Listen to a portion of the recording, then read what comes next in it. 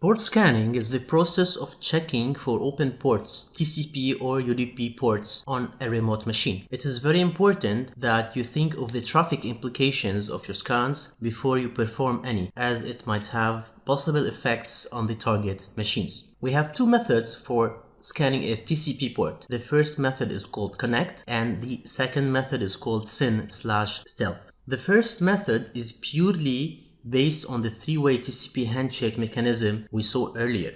The connect port scanning involves attempting to complete a three-way handshake with the target host on the specific port. If the handshake is totally completed, this indicates that the port is open. As for the SYN/scan, it is a TCP port scanning method that involves only sending SYN packet to various ports on the target machine without completing the three-way TCP handshake. If the TCP port is open, a SYN ACK packet should be sent in return, and this means that the port is open without the need to send the final ACK packet to the target machine. It is called stealth because with the early and primitive firewalls, this method, like opening half a three-way handshake connection, often bypass the logging of the firewall.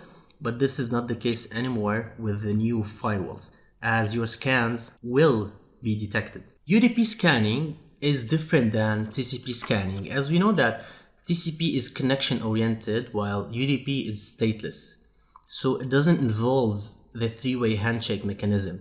So scanning a UDP port is somehow different than scanning a TCP port. It is actually important to get into these details, as understanding these basics will help us a lot going through the course. So how does the UDP scanning work? Actually, an empty UDP packet is sent to the specific port, and if the UDP port is open, so we expect no reply will be sent back to us from the target machine. But if the UDP port is closed, an ICMP port unreachable packet should be sent back to us from the target machine. UDP port scanning is somehow unreliable, as firewalls and routers have the option to drop the ICMP packets. So this can be misleading to us. So people often forget to scan UDP services and stick only to scanning TCP ports. One of the most popular and robust port scanners to date is the famous Nmap tool. Believe me if I say that I saw complete penetration testing reports which are totally based only Nmap tool. So it's a great tool. It's very important to understand because this will help you a lot in your penetration testing career.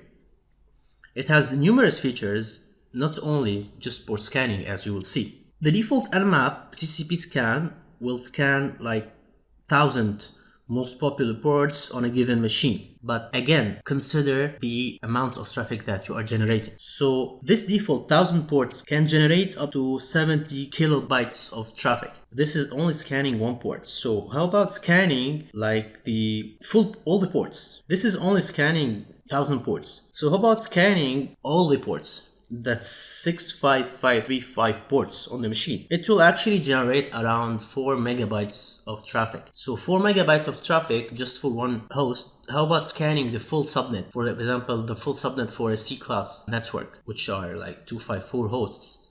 It will generate lots of traffic that can compare to 1 gigabyte of traffic. So imagine if we scan a full Class B network. Imagine the size of traffic that we will be generating.